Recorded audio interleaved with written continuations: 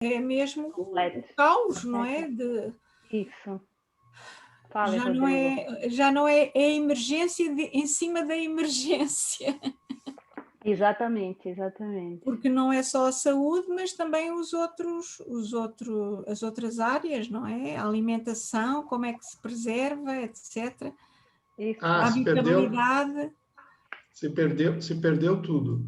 Questão de alimentação, né? Se perdeu tudo. Sim.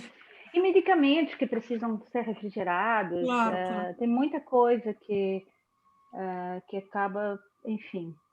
Então, está faltando só a Maria Adrião, né? Ana, bem-vinda à nossa sessão. Aí estava explicando ao Rodrigo que eu sou portuguesa e moro há 20 anos no Brasil. Então, eu misturo português do Brasil com português de Portugal. Muitas vezes, né? Como dizia ontem o professor Reis, né? Que não podemos... Os portugueses têm a mania de dizer que a língua é deles, né? A língua não é nossa, é de... Nossa, dos portugueses, é de todos, né? Já é essa mistura bonita que nós estamos tendo. E vamos esperar, ainda falta mais 2 minutinhos, não sei se vamos esperar a Maria ou querem começar a iniciar esta... Nós estamos... Eu não consigo ver aqui no pequenininho, tive que aumentar e imprimir de novo. A Ana Carolina vai apresentar um trabalho de tecnologias digitais utilizadas como ambientes de aprendizagem na educação superior em uma universidade comunitária brasileira. A Lina, da Universidade Aberta, vai falar sobre transformação digital no ensino superior, desafios e contradições.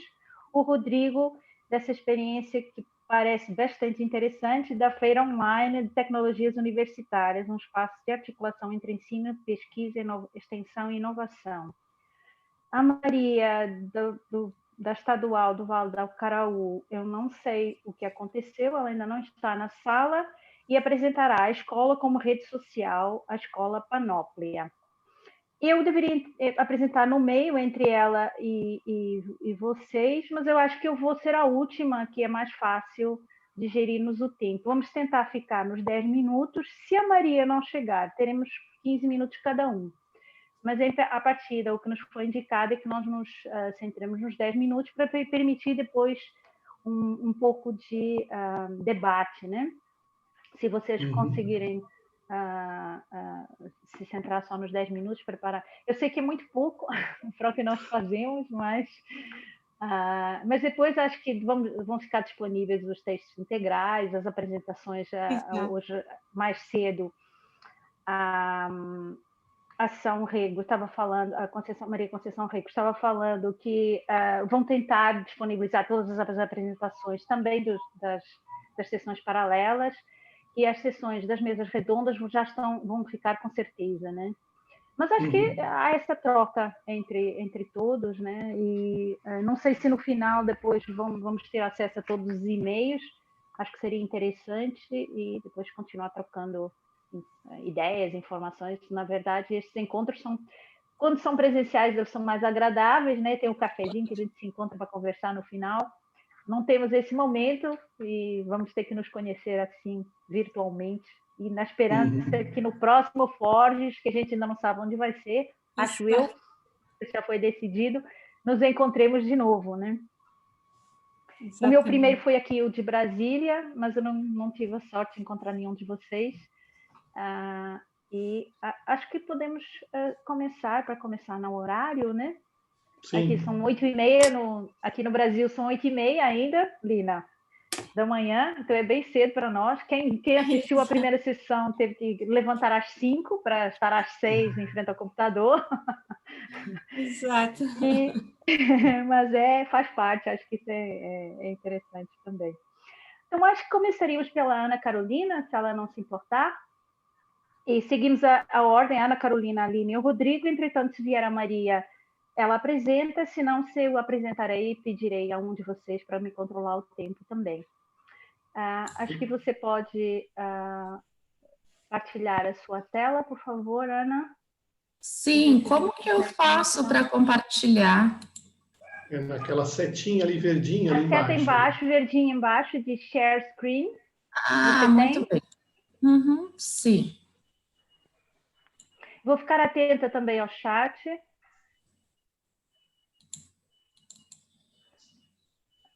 Estão vendo? Sim, estamos sim. Está começou no final. Pelo final. Está no obrigado. Está no último, está no obrigada. Agora sim, não é? Sim, estamos sim. Bom, então, bom dia mais uma vez. Eu sou a Ana Carolina Kaiser, sou professora no curso de administração da Universidade Fevale, aqui no Rio Grande do Sul, e também sou assessora da pesquisa e da pós-graduação institucional já há alguns anos. Este trabalho sobre as tecnologias digitais utilizadas como ambientes de aprendizagem na educação superior em uma universidade comunitária brasileira, ele foi elaborado por mim e por mais 2 colegas do programa de pós-graduação em diversidade cultural e inclusão social. Deixa eu passar aqui. A Luciane, que é mestranda e que também trabalha comigo na pró-reitoria como coordenadora da extensão universitária, e o professor Marcelo Ayubi, que é meu colega no doutorado e também é diretor do Instituto de Ciências Sociais e Aplicadas da instituição. Quem nos orientou no trabalho é a professora Patrícia Brandalize Bassani, que atua na linha de pesquisa Linguagens e Tecnologias deste PPG.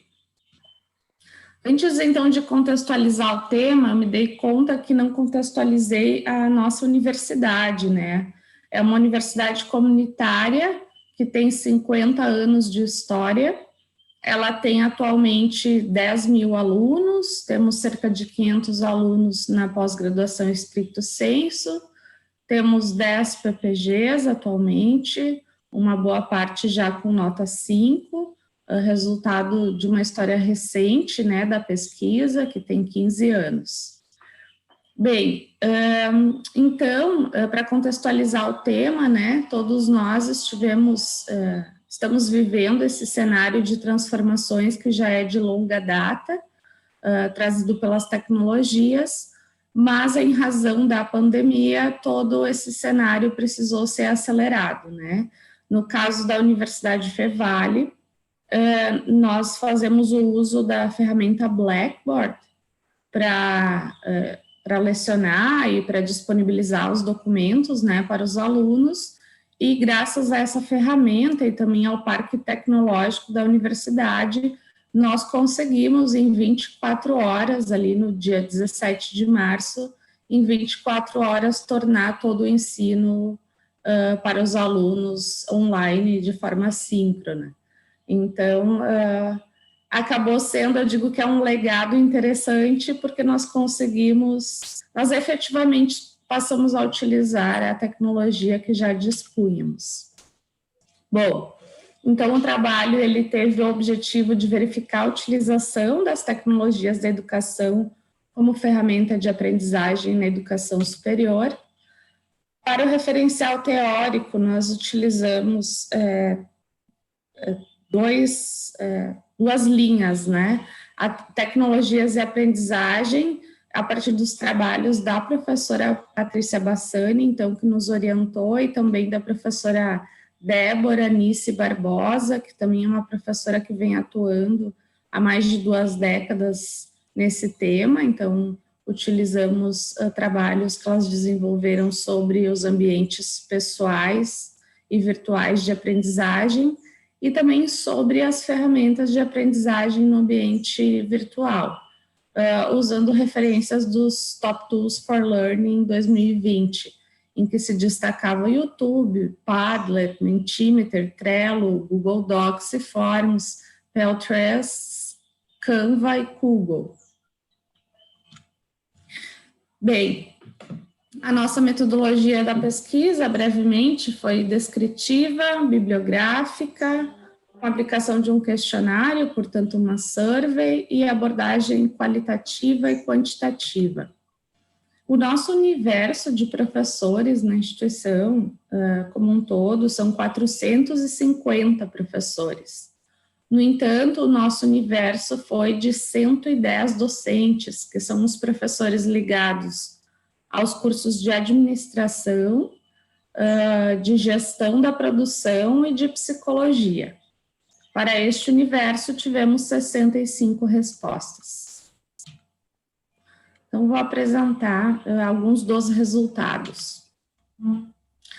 66%, então, para caracterizar o perfil dos nossos respondentes, são mulheres, estão na faixa etária dos 51 anos ou mais, 46 a 50 anos também temos uma proporção significativa de 26%, e ainda 23% de 36 a 40 anos. Nós temos um corpo docente bastante heterogêneo, constituído de uma significativa parcela de professores que já estão há 20 anos ou mais na instituição, e uma outra parcela de jovens professores que entraram nos últimos 5 anos. Quanto ao tempo de docência, cabe destaque aqui a 28% quase que leciona de 16 a 20 anos. Bem, entre os questionamentos que nós fizemos estavam as ferramentas que os professores conhecem. Quanto às que eles conhecem, destacaram principalmente o YouTube, vídeos, que já vem sendo usado há bastante tempo nas apresentações das aulas presenciais, o Google Docs, Forms e Search, e o Canva. Também foram indicadas as ferramentas Google, Padlet, Mentimeter e Trello, por uma proporção um pouco menor de respondentes. Já com relação às ferramentas tecnológicas que os professores utilizam, então a gente perguntou primeiro quais conhecem e quais utilizam, sempre destacando que o Blackboard, que é a nossa ferramenta de trabalho, não entraria nesse levantamento, mas vocês logo à frente vão ver que os professores acabaram sinalizando. Então, quanto às que utilizam, também tivemos destaque para os vídeos do YouTube, por 57 docentes, o Google Docs, Forms e Search por 46, Canva por 29 e o Google para desenvolvimento dos mapas por 15 docentes. Então, essas 4 ferramentas são as mais utilizadas na aula da graduação. Quanto à frequência, que também foi questionado, 18% dos docentes dizem que utilizam na maioria das suas aulas, ou seja, 75% a 100% das aulas. Provavelmente, isso diz respeito mesmo à inclusão de vídeos ou à própria utilização do Canva para a elaboração das suas apresentações de conteúdo nas aulas. Aqui sobre a frequência, então, uma minoria que não utiliza. Questionamos os professores que não utilizam as ferramentas virtuais, que foram 12, o porquê não utilizam. 11 informaram não saber utilizar. Então, isso até é entendível neste momento, no entanto, cabe destacar que a universidade, nos últimos 3 anos, tem promovido sistemáticas oficinas e workshops aos professores no sentido de ensinar a utilizar essas tecnologias.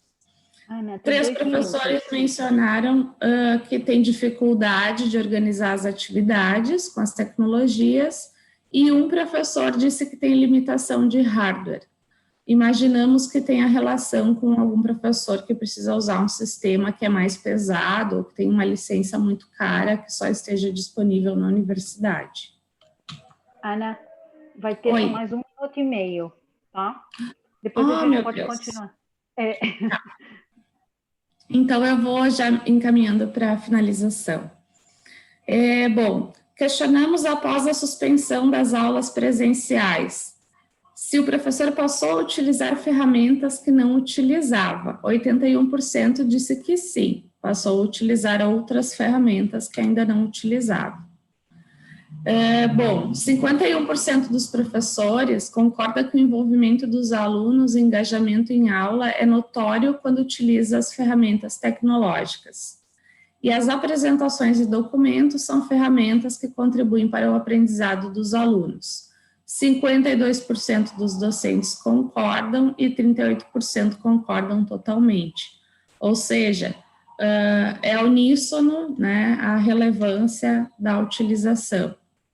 43% dos docentes concorda que a utilização de plataformas torna a aula mais atrativa e 91% concorda totalmente que os vídeos e animações contribuem para a diferenciação e qualidade das aulas.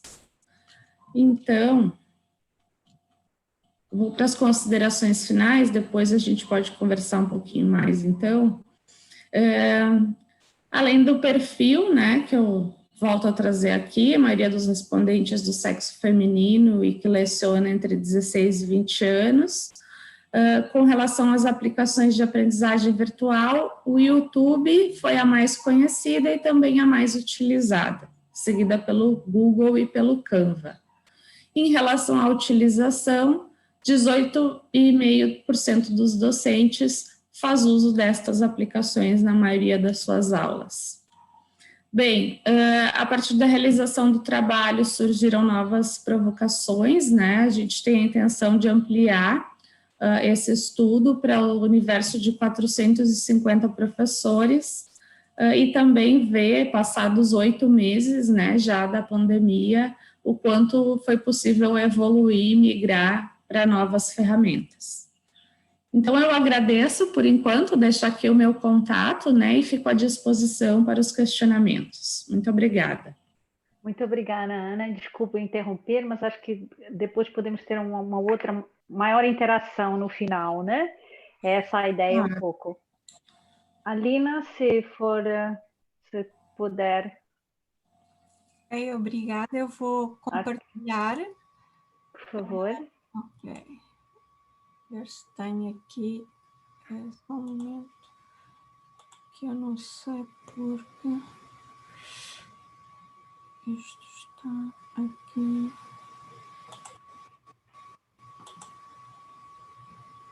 Bom. Já está chegando. Já está a chegar. Já está a chegar, sim. Já estamos a ver. Agora só põe em modo apresentação, por favor. Exatamente. Ele estava a demorar um pouco. Sim, mas isso acontece. Bom, muito bem. Vou tentar cumprir, até porque, de facto, quando organizámos esta apresentação, foi realmente nos tais 10 minutos. De qualquer modo, fico disponível. Portanto, nós somos um grupo que vem aqui do Laboratório de Educação à Distância e e-Learning da Universidade Aberta Portuguesa e fazemos parte de um projeto geral que está ligado e que foi criado na altura, no momento da crise pandémica, e precisamente quis acompanhar um pouco esta situação. Eu trago-vos aqui ainda um projeto, o projeto inacabado, portanto não vos vou, ao contrário da Ana Carolina, partilhar dados, mas dar aqui só um pouco a configuração das nossas preocupações e dos nossos objetivos. Gostaria, e é importante de facto que este painel, esta mesa acaba perdão, por cruzar aqui alguns objetivos comuns e por isso penso que será uma partilha interessante realmente deste aspecto. O que é que nos preocupou? Portanto, nós somos vou passar aqui para trás, só porque, com licença, se eu conseguir. Quem somos nós, como eu dizia? Somos uma unidade de pesquisa da Universidade Aberta focada na pesquisa relacionada com a educação à distância e aquilo aqui a que, sobretudo em Portugal, designamos por e-learning, que no fundo é o uso das tecnologias digitais no ensino e toda a problemática da mediação e do trabalho nesta área, e, portanto, somos uma unidade focada na pesquisa, desenvolvimento e consultadoria. Com esta, agregamos pessoas não só da Universidade Aberta, como de outras instituições de ensino, e não só, empresas, e de facto este grupo que vem apresentar este trabalho faz parte de várias instituições de ensino superior portuguesas. Pronto. A nossa preocupação, e a preocupação, dado que era um contexto de investigação, de pesquisa, que agregava docentes e investigadores de várias instituições, aquilo que se estava a viver em todos os campos portugueses e no mundo, evidentemente, mas aqui o nosso foco foi em Portugal, e durante este período com o encerramento de todos os espaços físicos e a necessidade da passagem para um ensino de emergência, digital de emergência. Nós partimos do conceito de ensino remoto, portanto, não trazemos para aqui, porque, pelo menos no contexto português, houve uma apropriação do conceito de ensino à distância, de educação à distância para este momento, e que, claro, no nosso caso particular, como trabalhamos numa instituição de ensino à distância, este fenómeno não era comparável com as nossas práticas e, portanto, focámos-nos do ponto de vista conceptual nesta questão do ensino remoto, que era a vivência que as instituições estavam a experimentar. E, portanto, efetivamente, este ensino remoto diz-nos que são respostas temporárias face a crises, neste caso foi esta, mas há todo um conjunto já referenciado de experiências de crises em que um ensino remoto de natureza vária pode ser usado e que exige uma mudança temporária das práticas, não é, dos professores de ensino para modos de distribuição alternativos devidos às circunstâncias dessas crises. E, portanto, envolve soluções sempre de ensino totalmente remoto. Não só nas atividades de ensino, mas também em atividades educativas, como se verificou em situações de creches, de ensino infantil, como se diz no Brasil, ou no ensino fundamental, não é? Pronto, mas nós focamos aqui no ensino superior. Uma outra característica que é passada a crise, estas atividades regressam ao formato original. E com isto, o que é que se verifica? É que não se pretende, com estas situações, recriar um sistema educacional robusto. São sistemas transitórios e que depois se regressam à experiência anterior. O nosso grande objetivo aqui, por um lado, é conhecer, de facto, o que se passou e perceber se efetivamente, a posteriori, as instituições regressam ao mesmo sistema ou, como no caso aqui da colega anterior, já adotam outras práticas após este sistema. Bom, o nosso estudo, que se intitula Ensino de Emergência e Transformação Digital do Ensino Superior, ou seja, na perspectiva de desenvolvimento, eu não mexi aqui, ele por algum motivo descompartilhou. Não está a compartilhar agora. Mas eu não mexi. Agora, está a vir de novo. Está a vir outra vez. Qualquer coisa. Portanto, de facto, os objetivos do projeto, que tem uma amplitude maior, mas que eu vos trago só este foco, pretendia, foi um estudo exploratório, conhecer as percepções dos estudantes e as suas experiências vividas, académicas, durante este período de transição, analisar também as vivências dos professores neste fenómeno de transição e essencialmente também identificar estratégias e práticas pedagógicas desenvolvidas durante este período, facilitadoras ou bloqueadoras através das narrativas que estabelecemos com os inquiridos.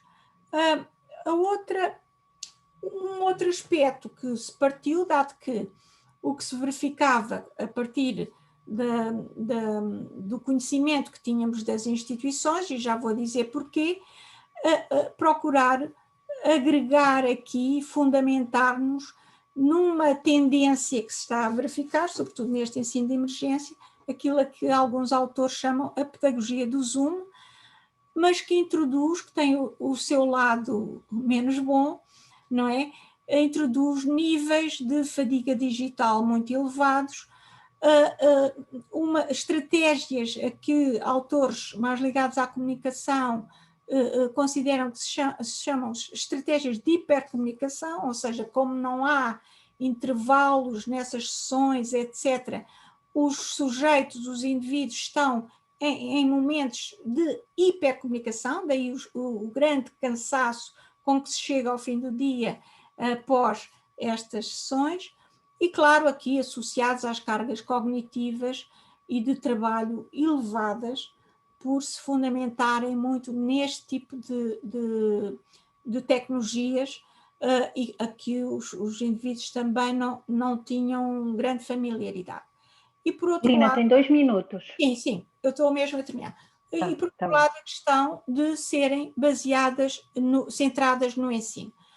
Parte do projeto, portanto, fundamenta-se também em culturas colaborativas que têm sido construídas em várias instituições através de um encontro anual de instituições, a que chamamos o Encontro de Instituições e Unidades de e-learning no ensino superior, permitindo este espaço de colaboração que este projeto é já uma evidência. Portanto, o estudo é um estudo sobre as percepções e as práticas, como referi inicialmente, acabou por se centrar na zona sul e centro de Portugal, e por outro lado, focou-se só nos estudantes e nos professores, embora nós tivéssemos um objetivo inicial de também chegar aos administradores das instituições. Não foi possível.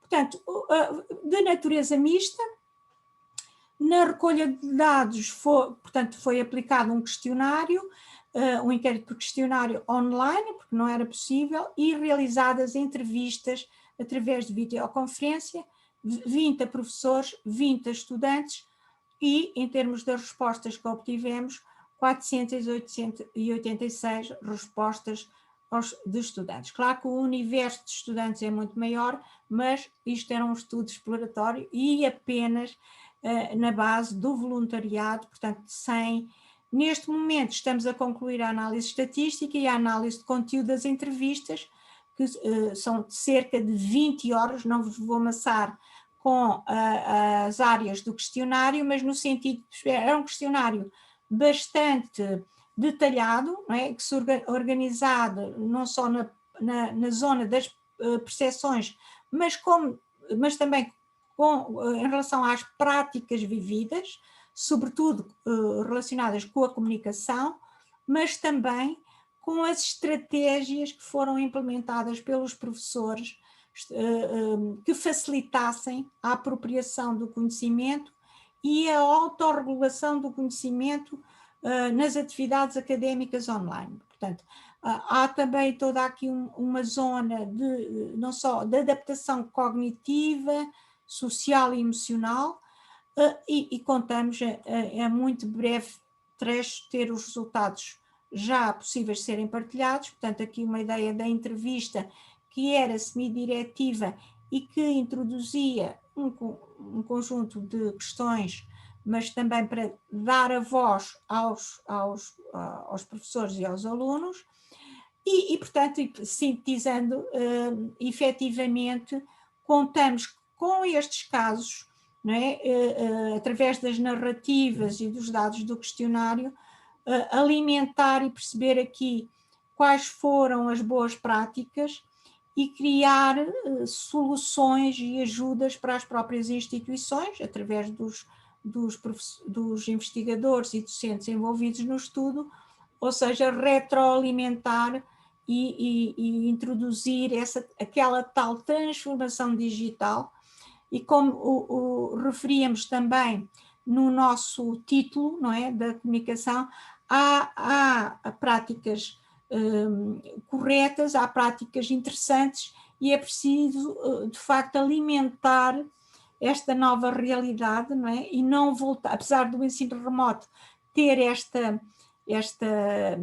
ênfase na solução imediata, rápida e voltar à situação anterior, o que efetivamente os professores nos dizem nestas narrativas é que não querem voltar exatamente ao mesmo estádio, querem introduzir de forma sustentada e guiada, porque é outro dos aspectos evidenciado, são as sobrecargas desumanas de trabalho, quer para os estudantes, quer para os professores, dado que não foi um trabalho planeado. Portanto, agora é em criar aqui boas práticas sustentáveis para as instituições e para os professores e para os alunos e produzir e permitir e possibilitar esta transformação digital, não é? Com conta, peso e medida e como as instituições o quiserem, neste momento pós-pandemia, que não sabemos até quando é interrompido. É isto por agora e fico disponível para conversarmos. Muito obrigada. Muito obrigada, Lina. Acho que podemos estender o questionário depois à FEVALE, né? Porque eles estão com boas práticas. Mas isso vamos discutir a seguir. Rodrigo, por favor, podemos começar a nossa apresentação? Eu sou uma moderadora chata, mas depois a gente pode ficar a conversar um bocadinho. Não, foi ótimo. Todos estão enxergando? Está a chegar, professor. Ótimo. É só agora colocar no apresentação. Okay. Perfeito, pode começar. Vou aqui cronometrar. Então, tá, deixa eu só cronometrar também aqui para ver, só um pouquinho. Tá bom. Eu enxergando fica melhor. Vamos lá, então. Então, o trabalho que nós vamos demonstrar é a Feira Online de Tecnologias Universitárias, um espaço de articulação entre o ensino, pesquisa, extensão e inovação. Meu nome é Rodrigo dos Santos Cardoso, quem participou desse artigo foi o professor Vinícius Vigers, a nossa coordenadora de propriedade intelectual da Universidade Regional de Blumenau, Ana Paula Colombo, o professor Alejandro Arrabal, que é doutor na área de direito de propriedade intelectual, e nós temos dois bolsistas, o Otávio Arrabal e o Erli Santos, né? Todos eles, a gente participa da Agência de Inovação Tecnológica, que é o órgão dentro da universidade que cuida das nossas propriedades intelectuais geradas dentro do ambiente da universidade. Então, eu dividi, né, a questão em fases, ou seja, do nosso artigo, né? Então, nas últimas décadas, né, as atividades de ensino, pesquisa e extensão têm sido cada vez mais desafiadas a empregos de novas plataformas digitais ou emprego de plataformas digitais, né? Em diversos sentidos, as tecnologias de informação, né, e comunicação, as TICs, têm impactado direto e indiretamente nos processos de ensino e de aprendizagem, transformando hábitos e valores. A universidade, como sendo um espaço de conhecimento por excelência, bem como um ambiente de pluralidade e multidisciplinaridade, em que o diálogo entre a teoria e prática inspira o desenvolvimento humano, científico e tecnológico. Um propósito, então, de integrar, então, esse diálogo às demandas do mercado e a promoção do empreendedorismo inovador. O Centro de Ciências Tecnológicas da Fundação Universidade Regional de Blumenau, ou Universidade Blumenau, aqui no sul do Brasil, no estado de Santa Catarina, por meio de expositores, pitches, né, ou seja, que são os momentos de apresentação dos trabalhos e premiações.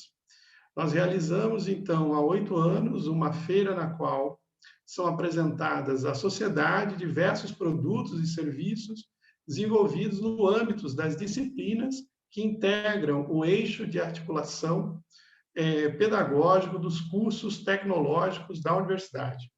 A universidade são 10 cursos, né? Sendo eles 10 cursos tecnológicos, sendo eles 2 que contemplam arquitetura e design, e o restante são as engenharias. Neste ano de 2020, né, a feira foi realizada integralmente por meio digital, o que implicou desafios logísticos, né, no sentido de compatibilizar as práticas dos nossos processos presenciais com presenciais ao ambiente e recursos da rede mundial de computadores. Considerando, então, essa pesquisa, a gente considerou ela como uma pesquisação, como principal método de abordagem, esse estudo procurar avaliar a feira online, realizada no âmbito do Centro de Ciências Tecnológicas, a fim de identificar qualitativamente os seus fatores germinais. Então, antes nós tínhamos uma feira, eu coloquei as 2 imagens do lado esquerdo, né? Então, são as nossas feiras presenciais, onde a gente colocava um ambiente externo na universidade, como vocês estão vendo, por meio de biombos, os alunos apresentavam, então, por meio de posters, né, a questão dos seus trabalhos desenvolvidos na área de empreendedorismo e inovação, né, e explicavam para os participantes, era quase como fosse um grande congresso. E do lado direito, vamos dizer assim, é o que agora ela se transformou. Nós utilizamos dentro da universidade a plataforma Teams, né? Então aqui é a apresentação de ontem, da 9ª feira, que foi ontem, né? Ontem, então no centro ali tem a nossa reitora da universidade, né? E os jurados, né, que estavam participando, né, que estavam avaliando os trabalhos dos finalistas, né, da feira, né? E abaixo, né, ou seja, como na forma digital agora os trabalhos antes à esquerda, que é presencial, agora eles são apresentados na plataforma Instagram na forma de capa, um banner e um vídeo de 3 minutos, né? Que eles antes apresentavam na forma presencial, né? Ou seja, dentro de um auditório, agora eles apresentam isso agora pelo Instagram, né? Então, o eixo de articulação de empreendedorismo, né, ele perfaz todo os cursos, né, do Centro Tecnológico. Então, desde a primeira fase, os alunos vão desenvolvendo, então, as suas habilidades, né, junto às disciplinas, né, de forma transversal, para que eles cheguem no final da fase de conclusão, eles possam apresentar, então, esses desenvolvimentos numa feira de oportunidades e produtos. Essa é a ideia do nosso eixo de articulação. O objetivo da feira, então, é estimular o interesse para o desenvolvimento de ciência e tecnologia da inovação entre os estudantes, né? Entre os estudantes dos cursos, né, do Centro Tecnológico, técnicos e administrativos, professores da universidade e comunidade geral. Expor os resultados dos trabalhos elaborados em salas voltados para soluções inovadoras para a comunidade interna e externa, né? E estimular os atores envolvidos na feira para a criatividade empreendedora e concretizar, então, esse eixo de articulação. Os números da feira, né, a feira ela se tornou, então, maior, né? Então, ela passou, então, por ser expressiva, né? Ela foi expandindo para os outros centros da universidade, né?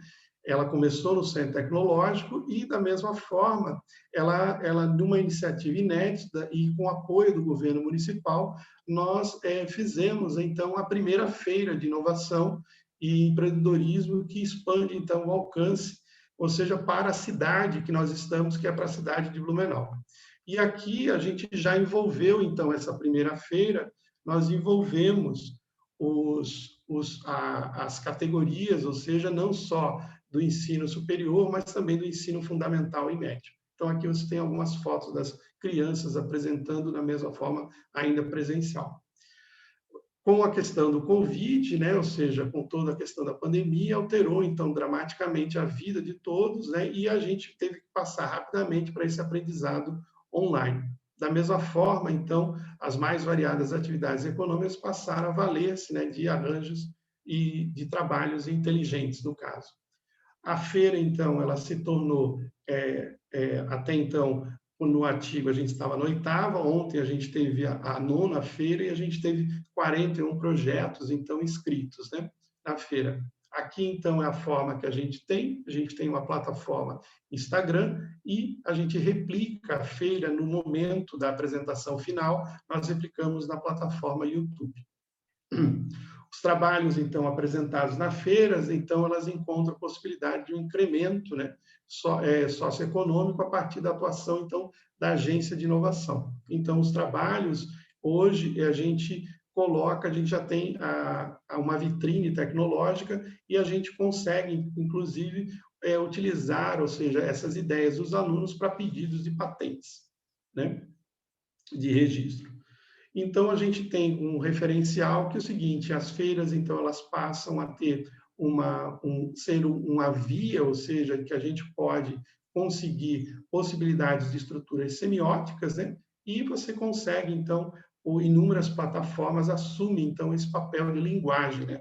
Ou seja, que é o caminho hoje para que a gente consiga transmitir o nosso conhecimento, né? E já vamos para as considerações finais, né? Então, todas as estratégias organizacionais podem e devem ser analisadas e adaptadas, então, a cada contexto, né? Os meios digitais passam a ser, então, determinantes nessa caminhada de ensino, pesquisa e extensão, né? E o aprendizado por meio de tecnologias de informação e comunicação vem sendo implantado e aperfeiçoado com adaptações requeridas, então, em cada cenário. Igualmente, as feiras, né, e os congressos vão seguir nessa mesma situação e a feira de empreendedorismo vai seguir o mesmo caminho. Portanto, então, a exposição e interação digital em rede atinge potencialmente um público ainda maior, né, e estimula, nesse sentido, a inovação e o empreendedorismo dos nossos alunos, né. Agradecimentos finais, então, a gente agradece à universidade, todo o trabalho da agência tecnológica, ela é mantida por órgãos de fomento, que é o CNPq, Conselho Nacional de Desenvolvimento, por meio de um projeto aprovado, e também da Fundação de Amparo e Pesquisa do Estado de Santa Catarina, né, que é um outro projeto que nós temos de avaliação de transferência de tecnologia. Então, muito obrigado, e aqui fica o meu contato. Muito obrigada, Rodrigo. Desculpe que eu passei um pouquinho do tempo.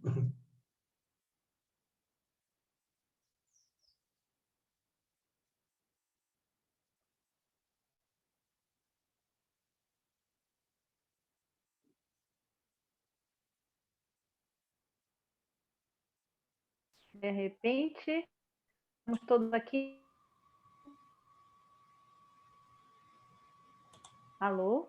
Sim, sim. Estão me escutando? Estão me vendo? Eu caí por um momento. Eu estou num período de... A minha filha começou agora uma outra aula, a primeira aula de arte. Eu depois, se tivermos tempo, eu explico rapidinho o que é que está acontecendo aqui em casa. Mas, então, eu vou estar com o meu cronômetro também ligado para mim, mas eu vou pedir se, por favor, me avisem também quando eu estiver ultrapassando. Eu tenho muita coisa para falar e vou... De novo. Estou com problemas aqui. Que a minha internet está instável. Vamos ver se consigo compartilhar. Então, tá indo? Ainda não se vê nada. Mas talvez esteja lenta. Está a dizer que está instável neste momento a minha internet. Não está chovendo. Entramos de repente.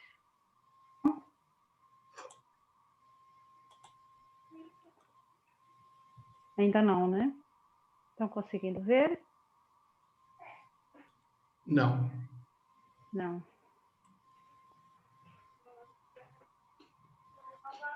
Ah, logo agora. Eu não sei se é melhor passar. Tá indo? Não. Ah, que chatice. Eu vou parar e vou tentar de novo agora.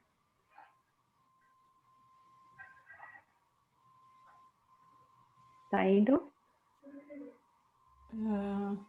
Ainda não. Ainda não. Mas ele está a rodar como se fosse a transmitir ou não? Não, não. Não. Nada. Nada. Ah, que grande chatice é esta. Bem, eu não sei se eu vou conseguir. Porque a mim está a dizer que está a ir, né? You are screening. Não sei o que fazer. Não sei se eu saia e se volto a entrar. Pois É uma boa. É uma hipótese que Tá. às vezes Eu vou tentar sair e vou tentar entrar outra vez. Desculpem. Portanto, podem conversar entre vocês. Sim, sim. Exato. Eu tinha aqui uma pergunta.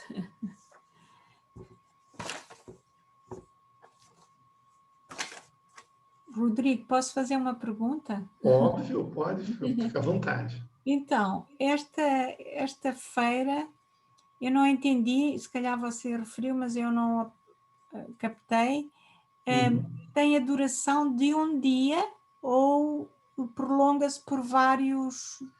Nós temos, quando era presencial, era um dia. Né? Agora, no digital, nós subimos os vídeos, né? Deixamos 2 dias na plataforma, e aí fazemos à noite, no caso, que nós fazemos a apresentação. Aí agora é tudo pela plataforma Teams. Né? Ou seja, mas aí tem uma duração longa, não é? De 12 horas, ou mais, 24 horas? Não, assim, só fica a exposição, né? Ou seja, fica 2 dias no Instagram, né? Ok. Depois fecha. 2 dias no Instagram. Aí é escolhido, né, os finalistas, e aí a gente marca um evento no Teams para fazer a apresentação dos finalistas, né? Aí é uma noite de 3 horas. Né? Ok. E como é que são escolhidos os finalistas? É através de um sistema de votação eletrónica, sem identificação? Como é isso? Não, nós temos a gente convida jurados externos, né, da universidade, né? Aí são pessoas que são da iniciativa privada, né, que avaliam os trabalhos dos alunos, né? Juntamente também com algumas conexões que a universidade tem com incubadoras de base tecnológica que participam também. Então, são 5 jurados externos que avaliam os trabalhos. Muito bom. Ok, muito obrigada. Sim, fica à vontade. Acho que é um projeto muito, muito desafiante e muito interessante, não é? Quer dizer, as feiras já são presenciais, mas aqui neste formato também é um desafio, não é? Sim, da mesma forma que a professora Ana colocou, né? Nós tivemos dia 17 de março foi aqui a decretação do encerramento das atividades presenciais, né? Claro. Que isso foi numa terça-feira. na segunda-feira, toda a universidade ela estava com aulas síncronas. Sim, Né?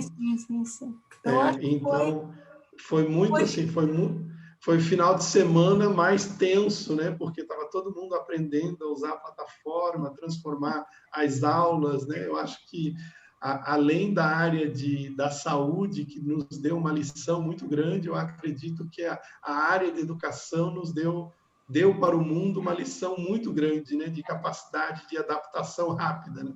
E de exatamente. resposta, né? Concordo, Né? absolutamente, não é? Foi assim Então, um fenómeno massivo, não é? Todo mundo nas então todo escolas.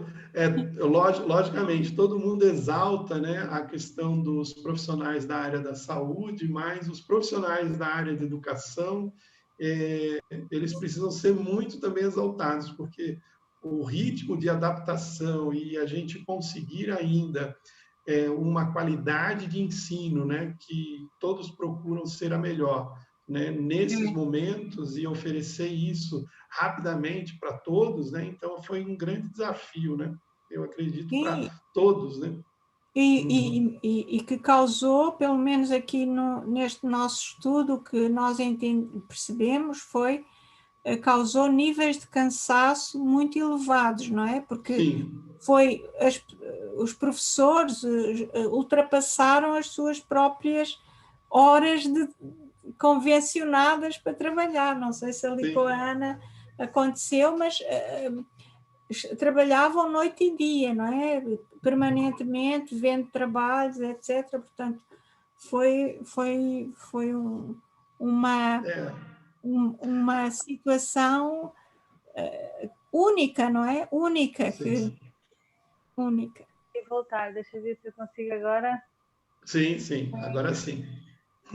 Não, consegui eu. Agora vamos ver se consigo compartilhar. Agora já está. Agora vai dar. Muito vai bem.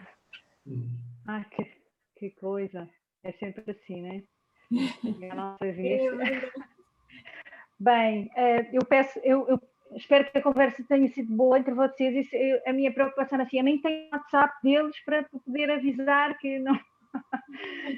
Então, este trabalho é um trabalho de uma vivência amazónica que nós estamos a fazer, é uma experiência de trazer as metodologias da educação popular para dentro da universidade.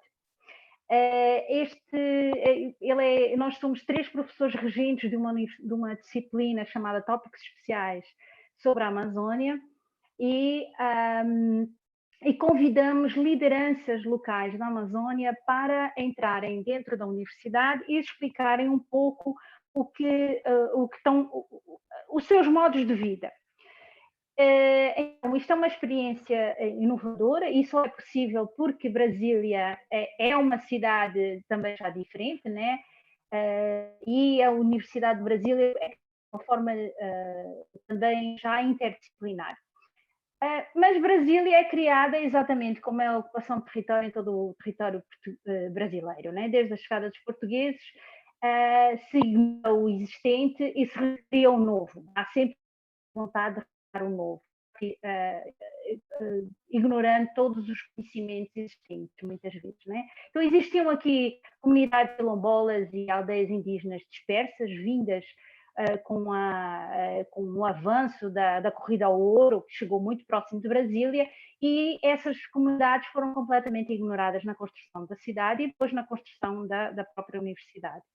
Nessa euforia de criar a universidade, se cria a Universidade de Brasília, já numa ideia interdisciplinar, e o presidente Juscelino Kubitschek, ele convidou Darcy, o antropólogo Darcy, e o educador Anísio Teixeira para conceberem uma universidade que fosse interdisciplinar, que fosse multidisciplinar e que fizesse um englobar de saberes. Né? O projeto é dado ao Niemeyer, e ele é um corredor gigante, com o formato do Plano Piloto de Brasília, virado para o Lago Paranoá, e em que aí se encontrariam as pessoas e os diferentes saberes. Então, as ciências sociais exatas, e essa é um pouco a ideia. ideia foi imediatamente, a universidade é inaugurada em 61 e ela logo em 64 é invadida pelo regime militar e teve várias invasões. A segunda dela leva 223 professores que eram convidados, dentre vários professores que vieram de várias universidades do país já consolidadas e até do estrangeiro. Depois ainda tem mais algumas invasões que a universidade é ocupada militarmente durante muito tempo, e toda essa ideia de muita interdisciplinaridade só volta depois, já depois da anistia em 79, e cria o Centro de Estudos Multidisciplinares, de onde está alojado esse núcleo de que eu faço parte, que é o Núcleo de Estudos Amazônicos, que dá essa disciplina de um modo livre. Tem várias disciplinas de modo livre na universidade que permitem aos alunos continuar nessa troca com outros disciplinas. Então, nessa disciplina que nós damos de graduação, o Tópicos Especiais da Amazônia, e que depois aprofundamos numa outra, que é os estudos amazônicos, que depois dessas vivências que nós fizemos, sentimos essa necessidade. Somos então 3 professores regentes e convidamos lideranças amazônicas que passam por Brasília para negociações, para reuniões, etc. E conforme o tópico que nós tivermos a dar no momento, eles participam, e não como regentes, mas trazendo a sua experiência para os alunos. E porquê também? Porque percebemos que os alunos vinham com essa ideia de que a Amazônia é uma floresta pristina, não habitada por 20 milhões de habitantes, a Amazônia, né? E temos 2 metrópoles, Manaus e Belém. Isso tem muitas comunidades tradicionais que se acostumaram a viver na floresta, e tem que nós valorizamos muito nessa disciplina, e que vimos agora também que foram as populações que mais isoladas, que usaram os seus conhecimentos tradicionais, aquelas que menos foram afetadas pela pandemia, né?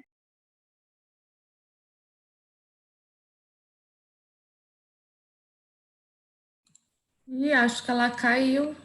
Caiu. Puxa vida. Pois, eu hesitei em ter o vídeo ligado, porque não sei se ela está com... Eu desliguei também o vídeo para ver se... Pois. Vamos aguardar, talvez ela consiga. Sim. Ou então é o facto de estar outra pessoa a usar o mesmo... Provavelmente Quando o meu vizinho faz downloads de vídeos, não é possível. Há uma interferência.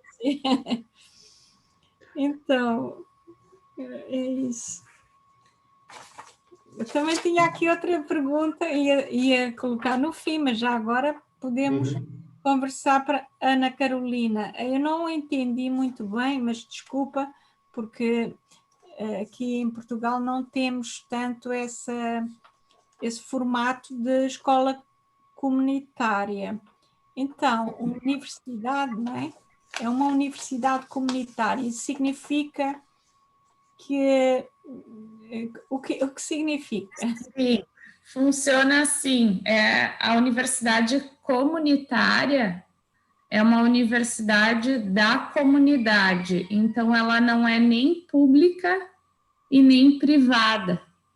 Nós cobramos mensalidades dos alunos, mas todo o recurso é reinvestido na própria universidade, ela não visa o lucro.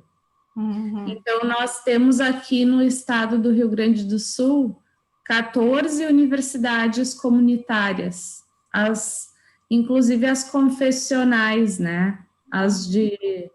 A PUC, a Unicinos, que são universidades que estão vinculadas à igreja, portanto, sem fins lucrativos. Eu não sabia que a PUC...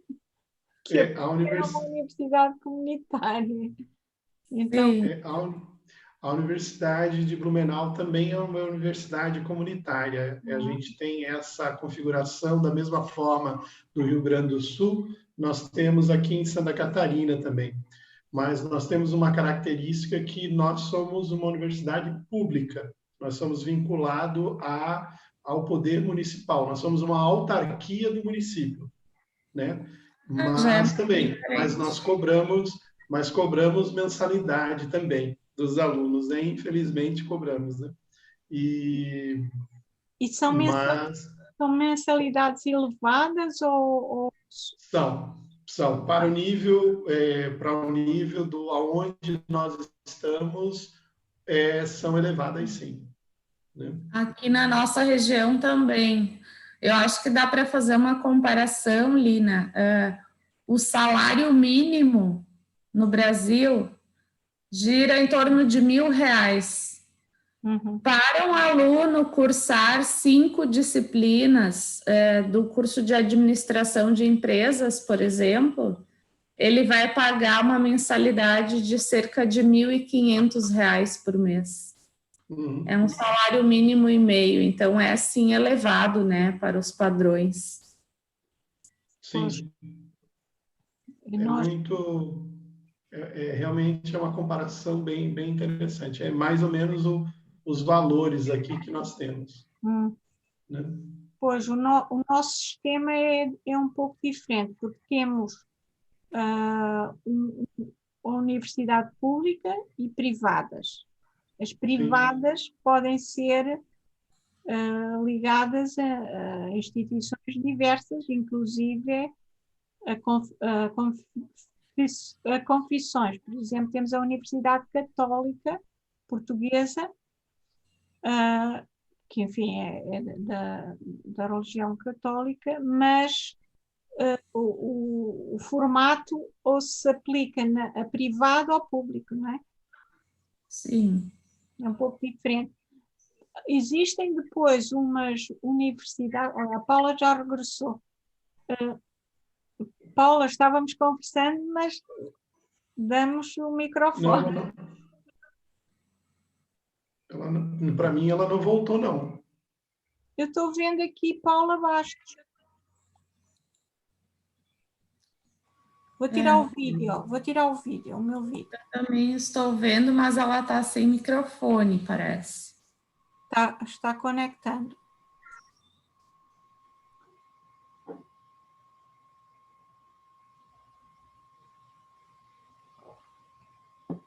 Entrou a Luciane. Bom dia.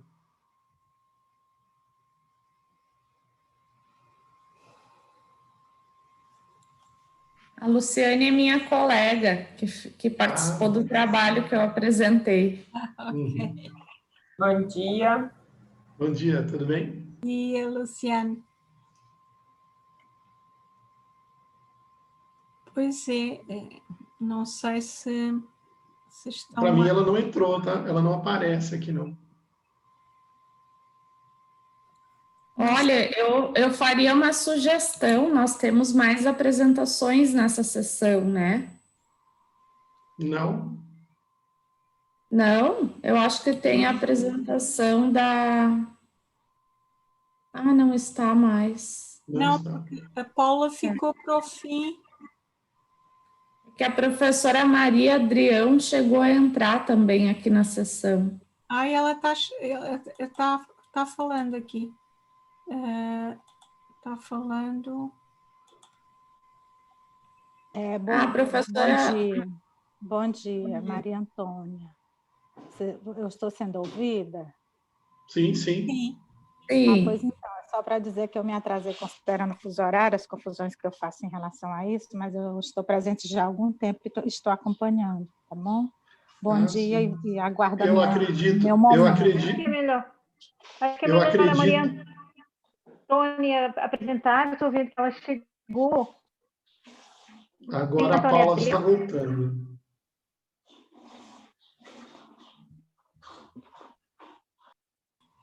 Eu acredito que nós deveríamos seguir, então, com a professora Maria Adrião, né? Sim, por favor. Eu peço desculpa e depois não sei o que está acontecendo. Depois eu faço um zoom pequenino. Eu sugiro, professora, talvez a professora ligar e desligar o modem. Já fiz isso. Já? Depois desligado, já. Está difícil mesmo. Maria, então eu posso apresentar? Eu acho que seria melhor. É. Sim, apresenta para não atrasar, por favor. Tá. Eu estou fazendo umas permissões ainda aqui. Bom dia. Eu sou professora Maria Antônia Veiga Adrião. Você vai continuar, professora? Porque eu... Não.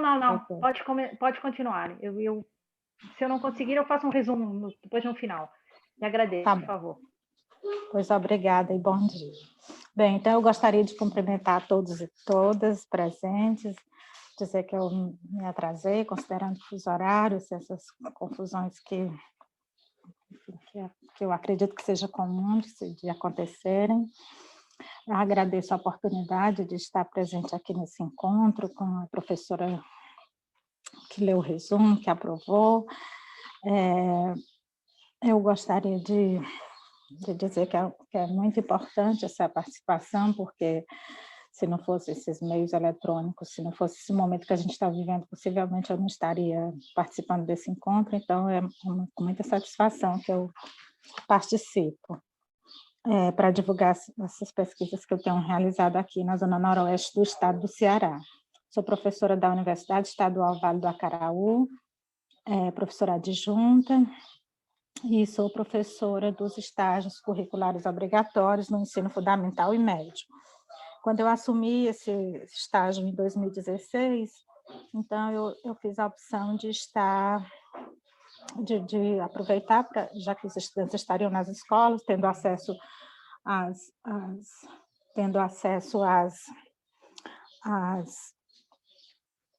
à escola de um modo geral, a documentação, a tudo que era... Eu estou assim com um arranjo aqui sobre a mesa para colocar essa câmera, que pode ficar meio esquisito. Bom, então, aproveitei para encaminhar uma pesquisa, tanto no ensino fundamental como no médio, para nós conhecermos a escola, as mudanças que estão acontecendo nas escolas públicas dessa região, a partir da publicação da nossa lei da Lei de Diretriz e Bases da Educação, Lei 9.634, de 96, que é um marco teórico e prático e político da divisão da ditadura militar, né, de tudo que se conseguiu fazer até então, para as novas possibilidades da cultura escolar, das políticas públicas relacionadas a isso. Então, para observar como é que as escolas estão atuando desde então, e o que é que mudou, o que é que permanece, e etc. Então, o objetivo é esse, e, obviamente, observar o ensino de história, que é a área que eu atuo. Então, as duas pesquisas que eu vou apresentar hoje, elas têm relação direta com isso, com as observações dos estudantes. Fora isso, eu participei do projeto da residência pedagógica como orientadora e coordenadora do subprojeto de História, e também pude estar presente durante 2 anos diretamente com os estudantes que são chamados de residentes, né, os estagiários, em 3 escolas, e nessas escolas nós tivemos a oportunidade de aprofundar algumas dessas questões, sobretudo no campo da leitura e interpretação, que é como eu estou chamando a leitura histórica que os estudantes conseguem fazer dos textos didáticos, mas também eu optei por chamar só de leitura, porque nós aproveitamos para pesquisar como é que os estudantes leem, fazem a leitura dos textos, de um modo geral, qual é o nível de leitura que eles têm, assim, sem ter essa condição também de avaliação. Na verdade, nós não temos, o curso de História não habilita os professores para isso, no entanto, a partir do que os estudantes conseguem realizar em termos de leitura quando eles são solicitados, a questão empírica reside aí. Porque, considerando que os estudantes,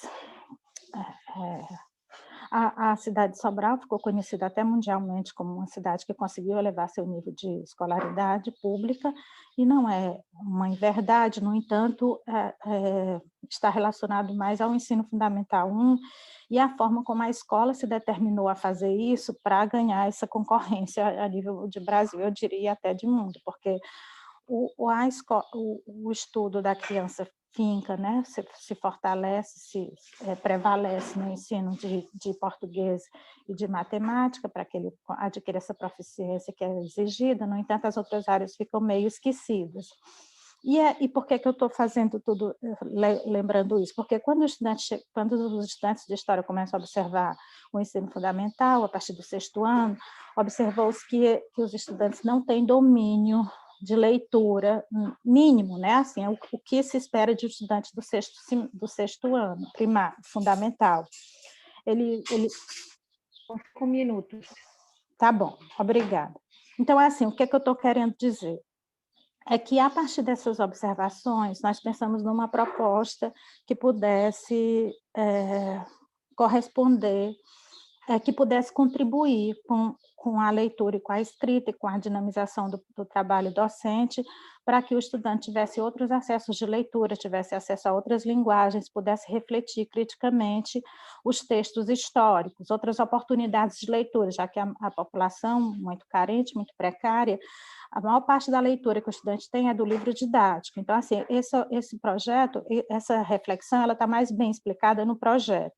O texto que eu apresentei, ele teve que ser resumido, considerando a norma do texto, então eu vou ler o resumo para que contextualize também uma parte dessa questão que eu levantei, e depois vou para os objetivos. E eu não preparei uma apresentação de slides, não, considerando mesmo o objetivo, que é muito mais de divulgar o que está acontecendo. Então, apresentamos uma reflexão a respeito dos resultados de pesquisas que orientamos, realizadas através dos estágios supervisionados obrigatórios do curso de História da Universidade Estadual Vale do Acaraú, por estudantes em escolas públicas de ensino fundamental e médio, situados na região noroeste do estado do Ceará, quando foram observados problemas referentes à falta de comunicação entre gestores, docentes, discentes e genitores, sobre os problemas do ensino-aprendizagem, como as dificuldades enfrentadas, ou melhor dizendo, do ensino-aprendizagem. Aqui, onde os estudantes observam bem que uma das principais questões é que o estudante não presta atenção, que ele, dessas dificuldades de leitura e etc., nas reuniões que os estudantes têm participado, eles observam isso, né? Como se as dificuldades enfrentadas fossem individualizadas e não um problema de toda a escola. A partir dessas observações do campo das ciências humanas, que é onde os estudantes participam, eu passei também a pedir para que, à medida que eles fossem permitidos, que eles pudessem observar as outras salas de aula, para saber se os problemas eram relacionados só ao campo da história, né? Notou-se que a escola se fundamenta em clichês, quando é outro problema, não é? Quando se refere aos alunos e seus pais, e que, por outro lado, os pais demonstram pouco interesse pelos problemas que ocasionam o mau desempenho escolar dos filhos, responsabilizando a escola pelos resultados.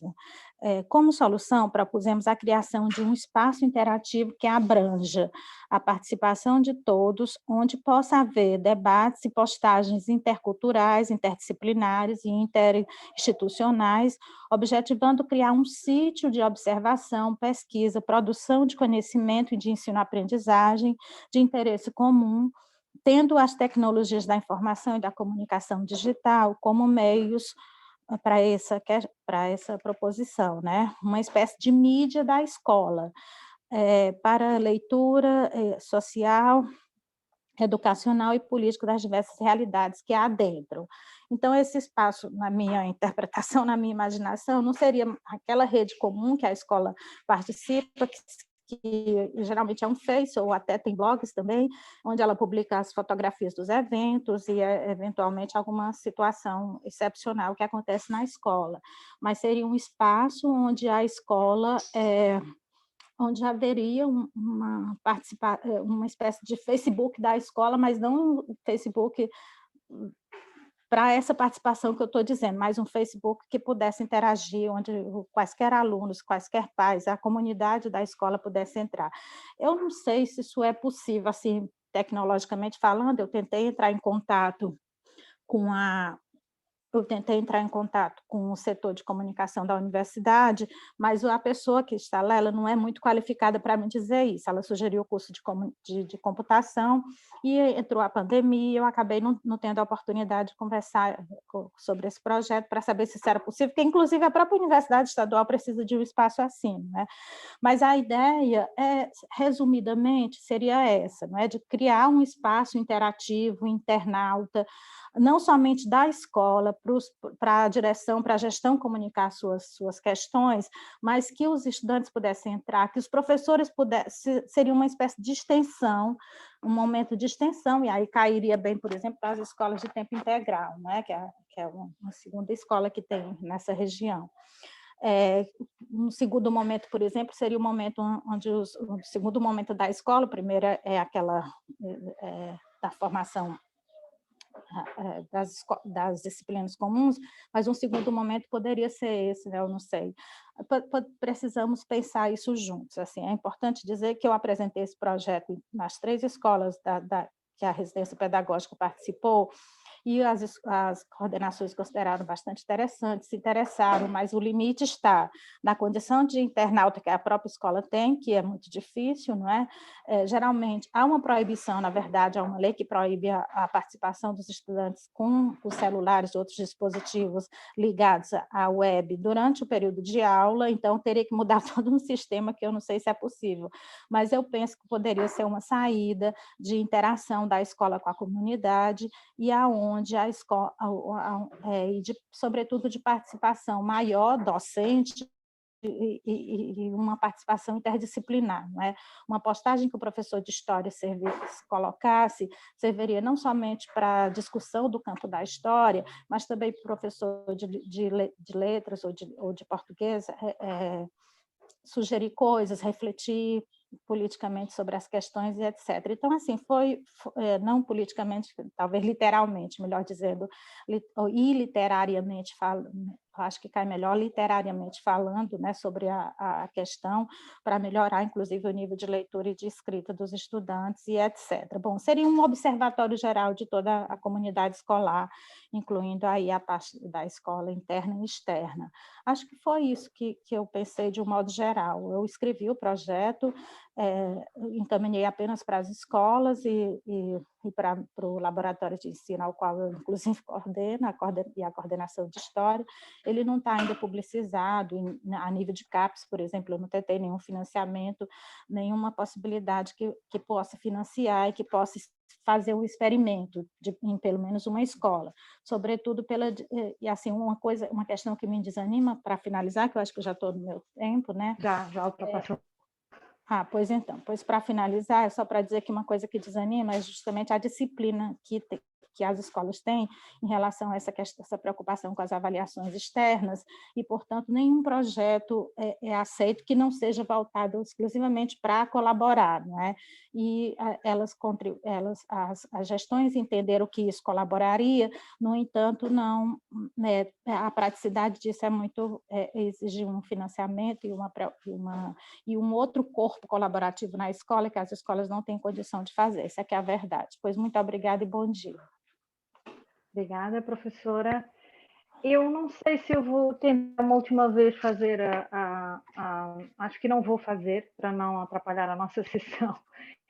Vou só resumir muito breve no chat um link do nosso... Nós passamos toda a informação que nós temos recolhido ao longo dos 4 anos, uma experiência de 4 anos, em que nós percorremos em ônibus 7.000 quilômetros de estrada, de rio, pela Amazônia, com esses alunos dessa disciplina que eu estava apresentando, tópicos especiais da Amazônia, enquadrada nessa noção de universidade multidisciplinar, em que esses alunos já levamos 160 alunos, mais ou menos, nós levamos um ônibus por viagem, com mais ou menos 40 alunos, mas na verdade eles são selecionados nessas várias atividades que eles fazem da arrecadação, eles promovem saraus, eles promovem a Semana da Amazônia, eles junto com a gente, naturalmente, e com outras pessoas do Núcleo de Estudos Amazônicos, a Semana Universitária, participam dessas atividades para se interarem e trazerem, nós tentamos sempre trazer essas lideranças para todas as atividades que nós abrimos para a comunidade também, comunidade acadêmica, como sejam a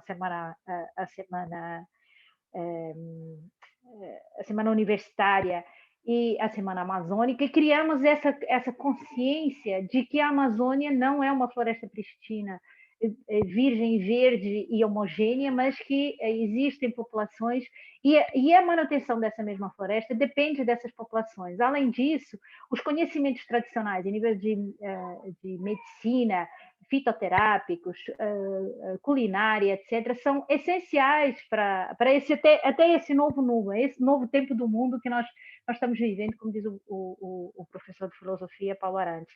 Então, há essa abertura, nós utilizamos, então, essa ideia da educação popular que vem desde Paulo Freire, em que todos temos conhecimentos a partilhar e a interagir, e os alunos têm muito a aprender com essas populações. Então, não só trazemos para dentro da universidade, como os levamos para fora da universidade uma vez por ano, durante 20 dias, visitando quilombos, terras indígenas, reservas extrativistas, todo tipo de estruturas de proteção e de legislação que nós temos no país, para que eles conheçam e vivenciem, e não é um período curto, não chega a ser uma participação, não chega a ser uma inserção etnográfica antropológica, mas lhes dá alguma inserção nessas comunidades, porque nós dormimos nas comunidades, nós entramos em contato com eles, nós comemos com eles, nós fazemos rodas de conversa, fazemos seminários em que distribuímos certificados da UNB e que recebemos também certificados das comunidades em participação dessas atividades. São umas interações interessantes. Ficamos em assentamentos também, acampamentos do MST. Nós nos dedicamos essencialmente a esses conflitos de terra, conflitos dos dois modelos de desenvolvimento. Essa é uma discussão que nós mantemos sempre, que é um modelo de desenvolvimento modernista, como eu disse, mesmo a própria cidade de Brasília é criada nesse movimento, um modelo sobre o outro, um modelo dominante sobre o outro modelo existente Então, isso é uma discussão que nos é cara e tentamos transmiti-la para os alunos, né? Nessas comissões que eles se organizam em comissões de finanças, comissões de saúde e orientação, comissões de transporte e infraestrutura, eles estudam, eles trabalham esses assuntos entre eles há uma autogestão, e partimos dessa ideia de que a formação do estudante universitário, a lá Florestan Fernandes e a lá Paulo Freire, ela é complementar, ela é maior do que somente os conteúdos técnicos, né? E então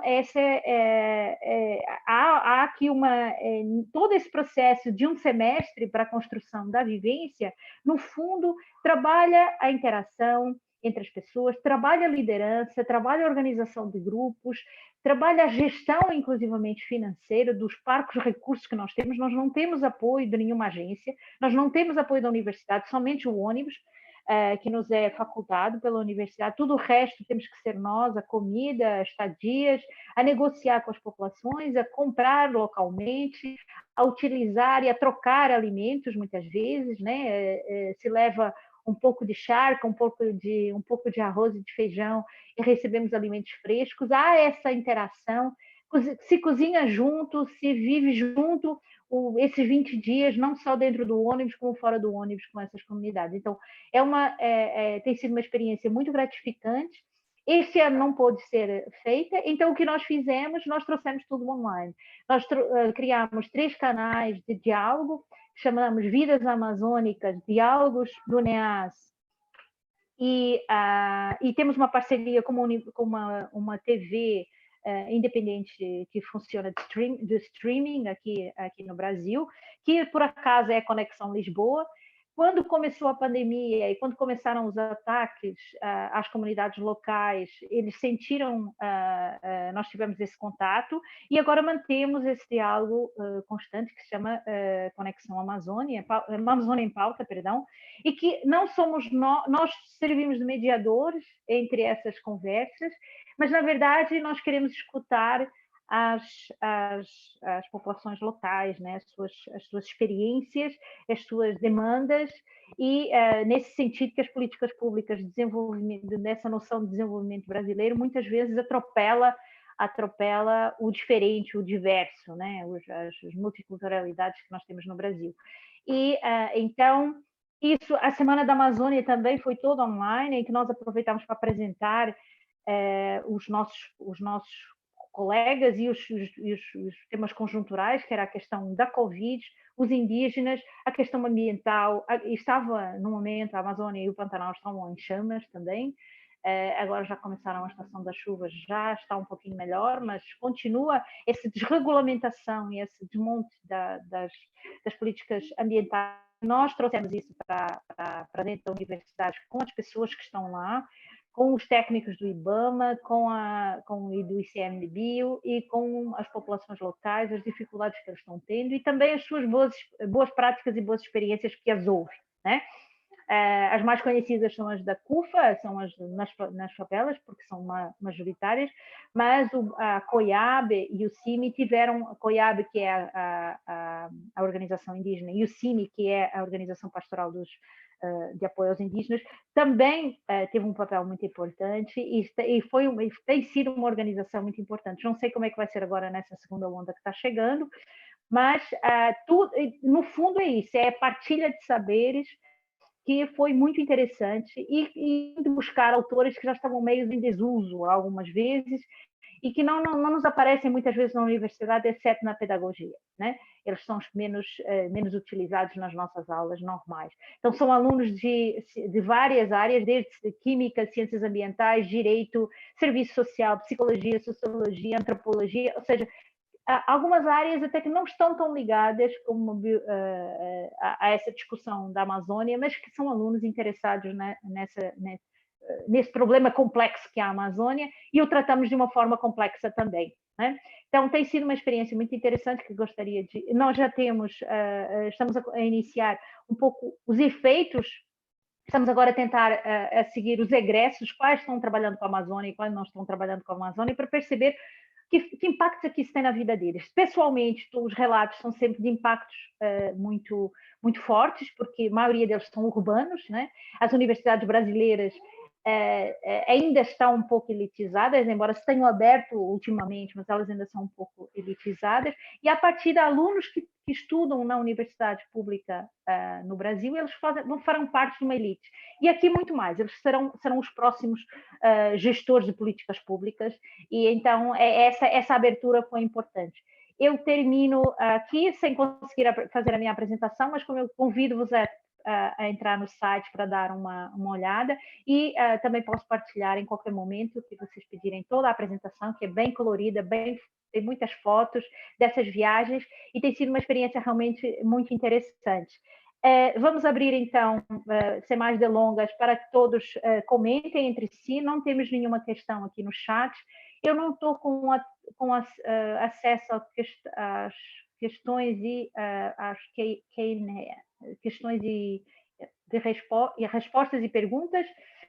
Então, se quiserem comentar entre si, se não quiserem, eu tenho alguns comentários só para abrir, né, a cada um dos trabalhos que posso passar, mas dou a palavra primeiro a vocês, até porque de repente eu sumi.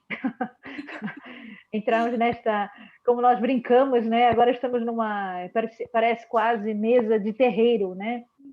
Ou de espírita, né? A gente fica perguntando: oi, está aí alguém por trás desse nome? Se você está aí, se manifeste. Nós fomos conversando nessas pausas, tomamos o poder da mesa. Fizeram muito bem, é isso mesmo. Na ausência do poder, sem revolução. Ana, queria comentar alguma coisa sobre o trabalho dos colegas. Você foi a primeira a falar, pode começar você, se quiser. Acrescentar alguma coisa à sua apresentação ou fazer uma pergunta a algum dos colegas.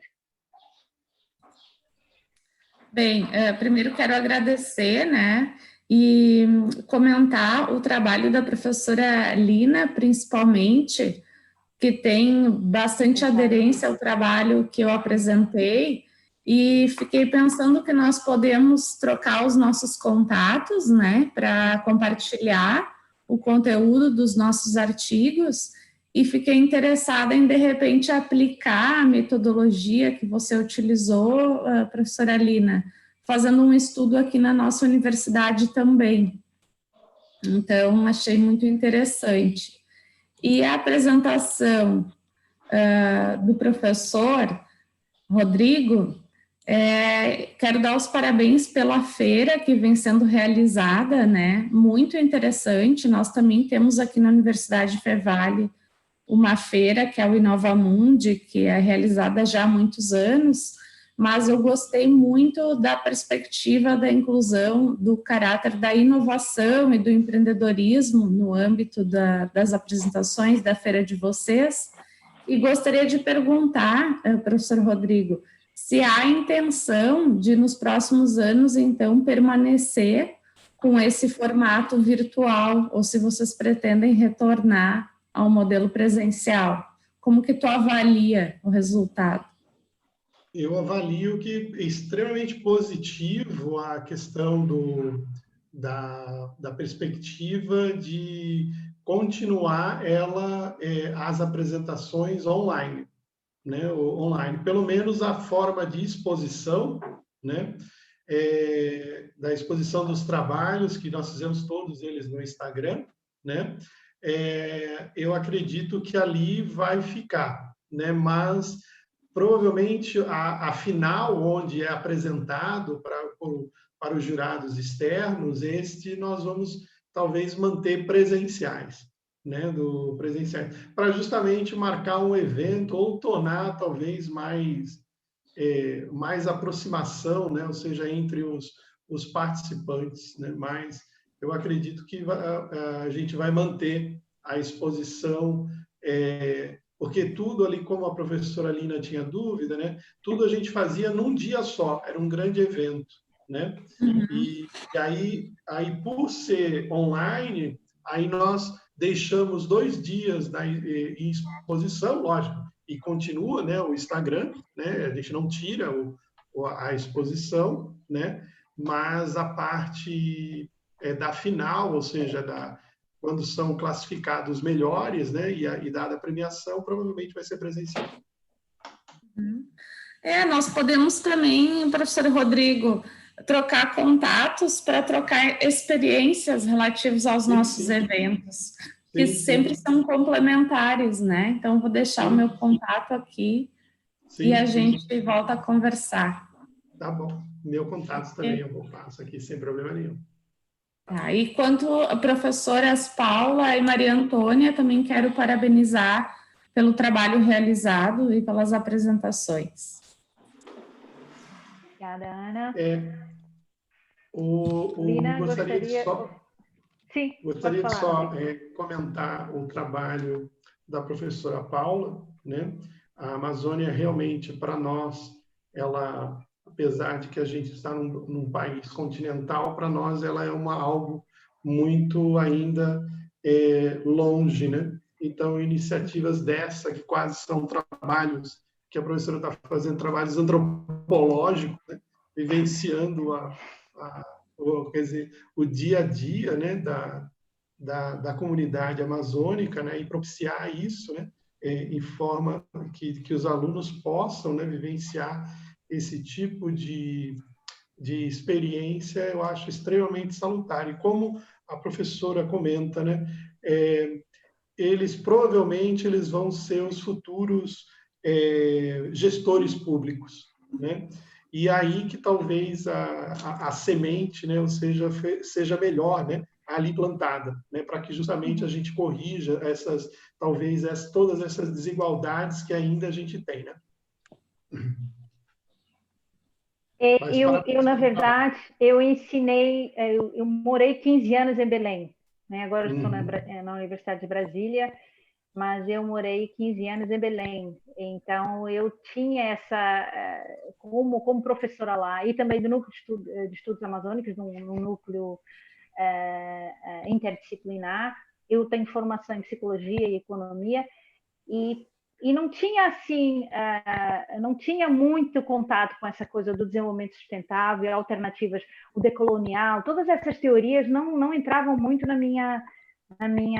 nos meus estudos. Entraram um pouco pela experiência de trabalhar na Amazônia. O meu interesse era desenvolvimento, eu vinha da tecnologia de inovação, passei para uma questão, trazer as tecnologias de inovação e todas as teorias de economia da inovação para a Amazônia não faziam muito sentido, principalmente quando nós pensamos na inovação de tecnologia industrial, né? Não é uma coisa que existe. Então, comecei a ver as tecnologias sociais, as tecnologias de inovação de uma outra perspectiva, né?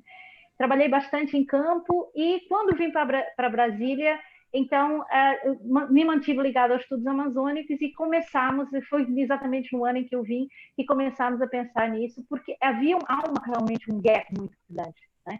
Entre essa ideia da floresta virgem, o que desenvolver, né, lá, o que manter. Então, há também essa ideia de conservacionismo. Não pode conservar, porque já estão 20 milhões de pessoas lá dentro e a gente não pode esquecer, né? Sim, sim. Temos problemas metropolitanos tão fortes como em São Paulo, como em Santa Catarina, como em qualquer outro lugar do Brasil. As metrópoles cresceram, se agigantaram, e a maior parte das pessoas mora na metrópole, mas ao longo de todos os rios e todas as estradas temos comunidades que têm muito a nos ensinar. E mais agora, eu acho que ainda, né, que nós tivemos um tempo de paragem no mundo para pensar em outras coisas, e acho que isso tem sido muito, muito interessante, sim. Muito obrigada. É pena não ter conseguido mostrar. Gostaria, mas eu entrei ali na página, e bem interessante. Professora, só queria salientar o trabalho da professora Maria Antônia, né, e só como se a gente pudesse dar uma dica, é o seguinte, professora, quando a gente começou a transformar, que a gente precisou rapidamente tomar uma decisão se nós iríamos manter a feira, né, nos apresentaram várias plataformas, né, de interação, as mais, às vezes, e nós fomos pelo simples, né? Então, manter, talvez, como a professora está comentando, que a escola crie vamos dizer assim, os seus meios de comunicação, utilize aqueles que são os mais usuais hoje, que os alunos utilizam, que é Facebook e Instagram, né? Ou seja, não queira, às vezes, inventar a roda, porque não cabe, às vezes, assim. E foi muito prático, né? Ou seja, e é isso que a comunidade, às vezes, está acostumada a lidar, né? E o trabalho da professora Lina e da professora Ana, né? Eu vejo o que nós estamos sentindo aqui na universidade é que, além dos professores terem um gap de uso de mídias e de mídias digitais e tecnológicas, né? Que ainda está, vamos dizer assim, todos se adaptando, nós temos, às vezes, uma percepção que os alunos já são totalmente conectados. E não é isso que acontece. Ainda nós temos, infelizmente, né, nós temos ainda um gap tecnológico nos alunos, que eles ainda não possuem internet de velocidades rápidas, né? Muitas vezes não possuem nem o mínimo de computador, seja para que possam realmente fazer essa virada para o mundo digital, né? Então, por um lado, a gente está, às vezes, nos preocupando, lógico, com aquele que tem o papel principal de transmissão do conhecimento, que é o professor, mas, do outro lado, na ponta, a gente tem, às vezes, alunos que estão com dificuldade de aprendizagem por não ter essa tecnologia ainda acessível, né? Então, eu estou trabalhando numa universidade, como a gente tinha comentado naquele momento que a gente estava ainda esperando a professora Paula conectar, né? Eu estava comentando, gente, a universidade ela é paga, né? E aí a gente fazendo a analogia com as comunidades que ainda que são escolas públicas de ensino fundamental, eu vejo aí, então, um trabalho enorme. Eu acredito que vai ser um ano que nós vamos perder, né, entre aspas, né, principalmente no ensino público, né, ou seja, que realmente vai ter esse gap educacional, né, justamente por não ter acesso, né, a esse momento digital, né, que está indo à educação, né. Eu acredito que vai ser um atraso bastante grande, né, em todos os sentidos, né. Eu vejo na perspectiva aqui do país, né, eu digo sempre que o sul do país é um país à parte, né? Eu digo para os meus alunos que a gente vive num oásis perto, das vezes, das desigualdades todas que tem o país, né? Mas comparado realmente a situações bastante difíceis que nós vivemos, né? Mas realmente é uma grande preocupação que nós temos. Mas parabéns pela pesquisa de todos, né? Em relação a isso. Né? Eu respondi várias pesquisas, né? Perguntando se eu uso, se eu não uso, o que eu uso, né? Ou seja, tudo isso, esses mapeamentos estão assim todos borbulhando, né? Para a gente ter esses diagnósticos. Mas na ponta, eu acho que acredito que um diagnóstico também muito interessante é olhar o acadêmico, né? Ou seja, porque a gente acha que o mundo está totalmente conectado, mas ainda a gente tem algumas defasagens bastante grandes. Professora Lina? Eu estou sendo, eu também quero falar. Sim. Estamos só dando a ordem aqui. Ah, tá bom.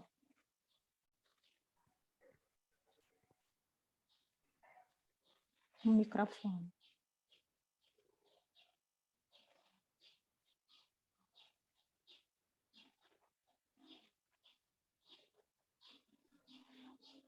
Lina, está mudo.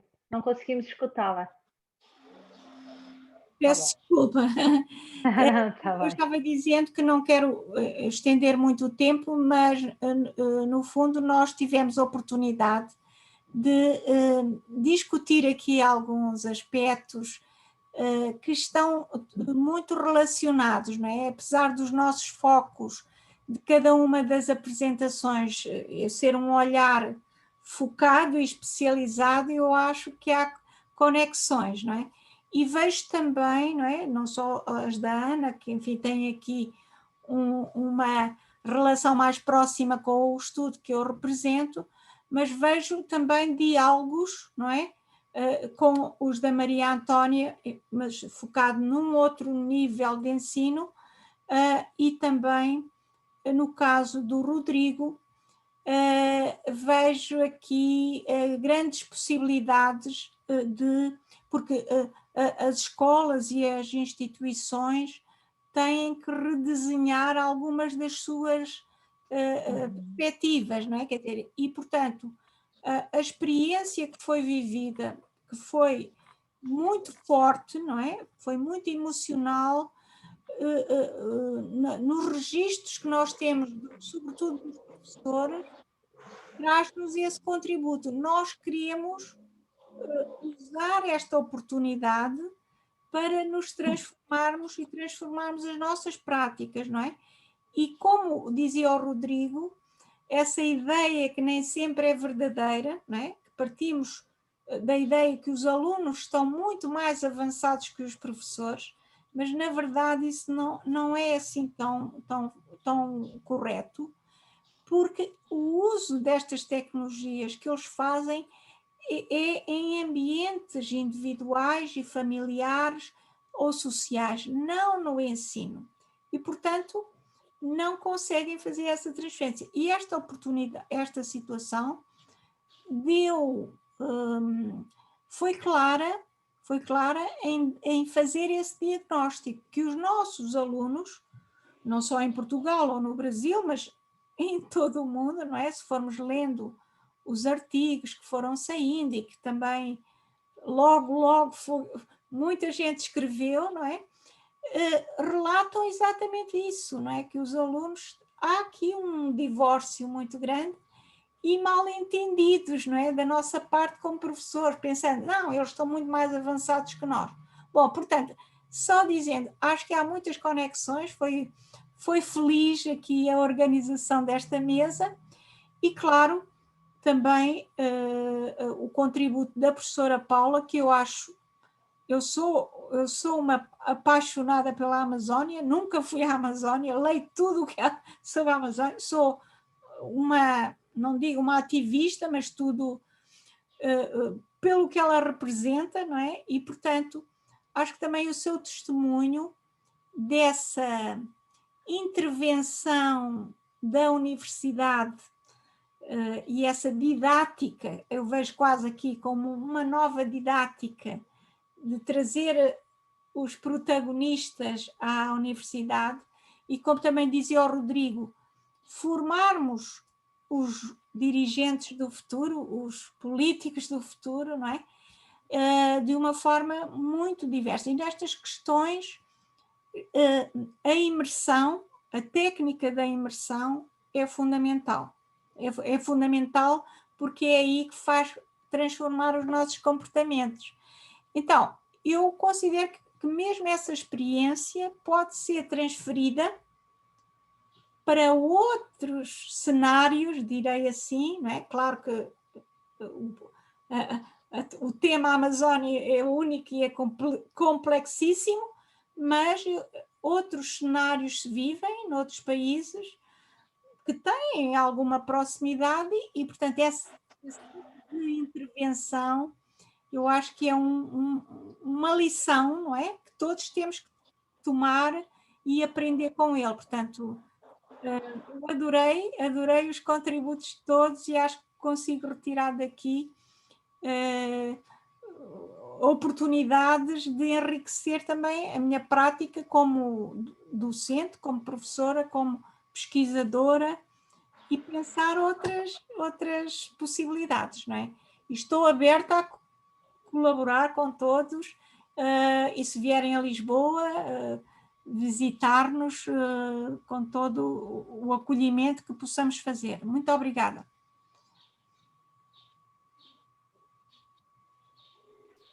Muito obrigada, professora Lina. Professora Maria Antônia, gostaria de comentar também alguma coisa, naturalmente. Muito obrigada. Eu não sei se eu não sei se eu desliguei o microfone. Eu estou sendo ouvida? Está sendo ouvida, sim. Pois, muito obrigada pela oportunidade. Na hora eu esqueci até do nome da senhora. Eu não sabia quais das mulheres era a Ana, na verdade. Era a professora coordenadora do simpósio. Pois então, assim, eu quero começar com o trabalho da professora. Quero agradecer e dizer que eu escutei um pouquinho da apresentação do professor.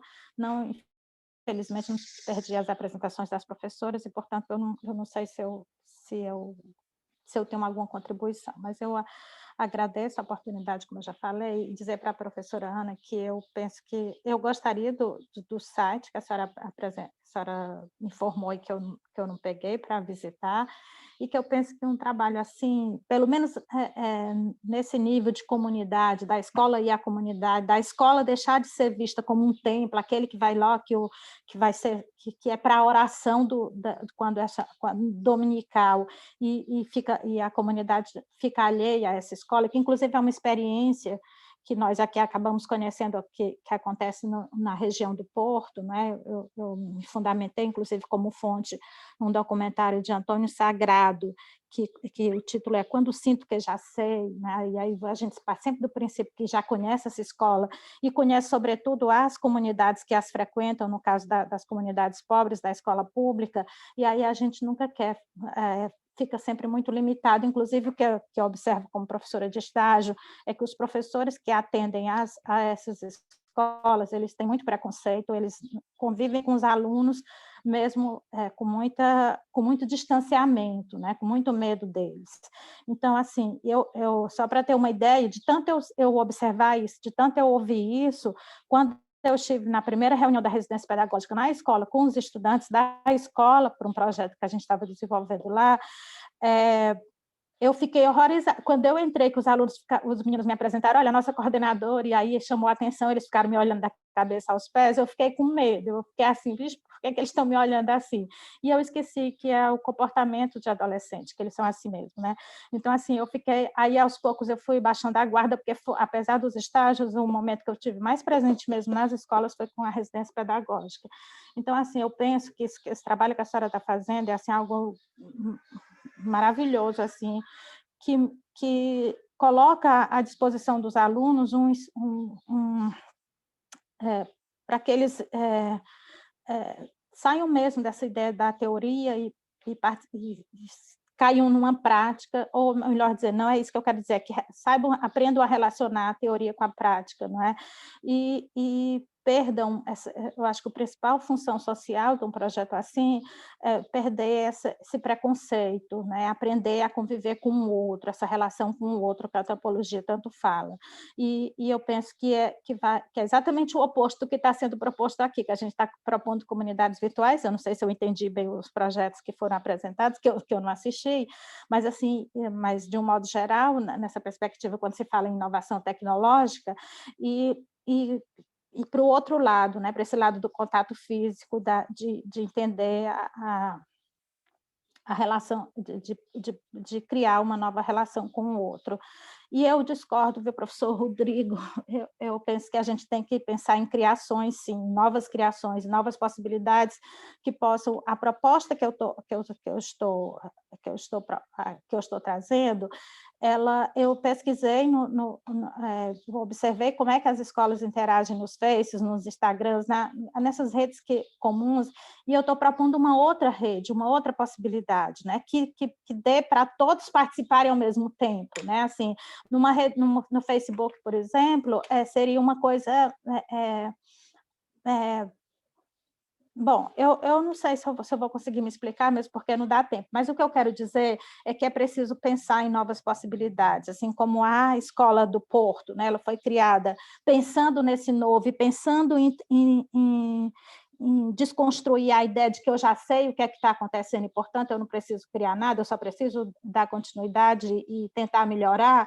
Eu penso que só isso não vai resolver a condição que os estudantes aqui vivem, não é? A condição que a escola é tratada, da forma como nós estamos criando exércitos de analfabetos funcionais. Isso é muito doloroso, a gente saber que engrossa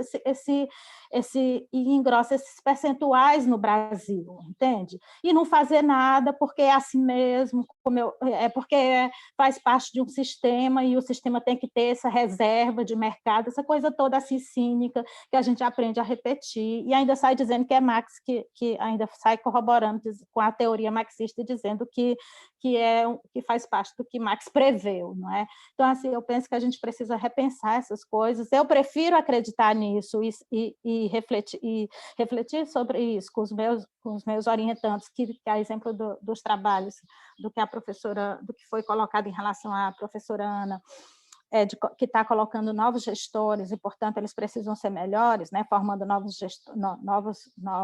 agentes para a vida pública. Nós estamos formando novos professores, não é? E eles precisam ser mais sensíveis a essa situação e assim, construir uma escola que não seja esse templo sagrado só para transmitir um conhecimento universal e ir embora, porque esse conhecimento universal não está conseguindo ser passado. Então, que outra estratégia a gente pode criar para que esses conhecimentos sejam passados? É o que eu tenho perguntado, não é? E que eu tenho tentado fazer, e às vezes eles me passam, para finalizar, eles têm uma das finalidades do estágio é que os estudantes observem um problema que eles vivenciam na escola, seja dentro da sala de aula, seja fora, e que eles apresentem uma proposta de intervenção, para entender que a escola não é essa coisa fixa que está aí, está dada e que não tem nada a se fazer. Para eles, como professores, se perceberem como pesquisadores e se perceberem como propositores também, como professores, quando eles estiverem lá. E tem dado certo. Eu tenho assim, propostas maravilhosas para apresentar que eles têm refletido, descobri que essa ideia não é nova, que outros professores de estágios fazem isso também pelo Brasil, e inclusive eles vão lá, às vezes copiam alguma ideia, copiam alguma coisa, e eu descubro, e a gente fica interagindo dessa forma. No entanto, tem muita coisa interessante que, se nos fosse dada a oportunidade de transformar a escola no sentido da gente criar a própria escola, aquela que a gente considera que é importante para cada região, eu penso que o Brasil seria outro, né? O problema é essa ideia de que a escola tem que ser essa coisa geral para render para as avaliações externas, entende? Não é para o desenvolvimento mesmo local que é para pensar da escola, mas para um falso desenvolvimento. Então, assim, esse falso desenvolvimento, infelizmente, enquanto a gente estiver trabalhando dessa forma, essa escola não vai avançar e nem nós vamos sair dos índices de precários que nós temos, que, aliás, os índices, apesar de tudo, para finalizar, não é só do Brasil, não é só da nossa região, mas de uma das regiões mais do Brasil, que é aqui o Nordeste. Os índices que englobam, por exemplo, ou que endossam o PISA, os resultados do PISA, é de todo o Brasil, né? Eu acho que isso não é do desconhecimento de ninguém. Todo o Brasil sofre essa situação de uma leitura que se pode chamar de leitura do analfabetismo funcional, não é? De um faz de conta que lê, que entendi, que posso fazer proposições e que posso desenvolver a ciência. Então, assim, esse cinismo educacional que a gente endossa como professor, ele precisa ser mudado. E a sala de aula da formação de professores é o principal locus disso. E assim como essas comunicações, às quais eu agradeço pela participação, porque eu acho que é uma oportunidade muito boa da gente refletir sobre essas questões. Muito obrigada. Obrigada, Maria Antônia.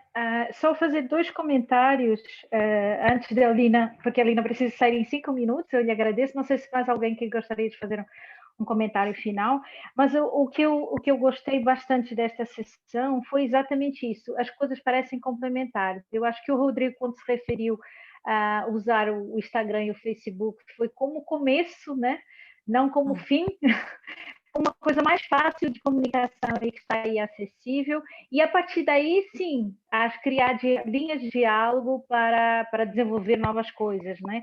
Nós, na verdade, não estamos usando nada novo, estamos usando só autores mais antigos ainda do que estávamos pensando, nos anos 60, do que eu referi a Florestan Fernandes, que é Mariátegui também, que é do início do século, um peruano. Florestan Fernandes é um sociólogo dos anos 50 do Brasil, e que vai até os anos 90, mas são coisas... O próprio Paulo Freire, então nós tentamos fazer trabalho novo a partir de trabalho velho, como dizia a Jane Jacobs, né? Então tentar tentar renovar essas ideias e trazer coisas antigas para refletir sobre a situação atual, né? Acho que é interessante, tanto a Ana como a Lina, o que me ficou faltando é essa percepção realmente dos alunos, né? A gente transmite informação, será que eles assimilam essa informação? Essa é uma preocupação que o Rodrigo também colocou, né? De nós tentarmos pensar isso, não é só, nós muitas vezes, até no nosso ensino tradicional, já temos muito essa ideia, né, de que o professor vai transmitindo seus conhecimentos e não temos nunca, exceto nas provas de avaliação, nós não, mais tradicionais, né, nós não sabemos como é que eles assimilam e como é que no futuro vão usar essa informação, que acho que é uma coisa muito importante, né? Então, a universidade pública tem que crescer, e o professor Rodrigo, a privada também, quando ela trabalha bem, né? Quando não forma só técnicos para o mercado e não tem essas competências sociais e interacionais que são muito importantes, os tais das soft skills que o mercado sempre pede, mas eu acho que o papel da universidade não é formar para um mercado momentâneo, é formar para os mercados e formar pessoas, como dizia o Florestan Fernandes também. Nós temos aqui que tratar das pessoas, desse desenvolvimento pessoal que é importante para que eles cresçam e aí buscam as suas linhas e a informação que precisam, né? Muito obrigada pela paciência de vocês, pelas apresentações excelentes. Nós temos aqui os contatos de todos. Ficou faltando o seu, Maria Antônia, se puder deixar também aqui no chat, para nós nos continuarmos comunicando, acho que é muito importante. Acho que é esse é esse o objetivo destas conferências. Normalmente eram mais carinhosas e com mais cafezinhos, e agora com biscoitos, né, a mineiro, e agora são nessas virtuais. Espero vê-los todos em breve, noutras sessões. Agora vamos ter logo a seguir mais uma pausa e conversas com café, recursos educativos para ensino superior à distância, às 10h45 de Portugal, eu acho que comecei há um tempinho, mas vir a participar das outras sessões, e estamos no Forges, e até à próxima. Muito obrigada. E desculpem os problemas de conexão. E até à próxima. Até à próxima. Um abraço a todos. Obrigada. Um abraço. Um abraço. Tchau, tchau. Obrigada.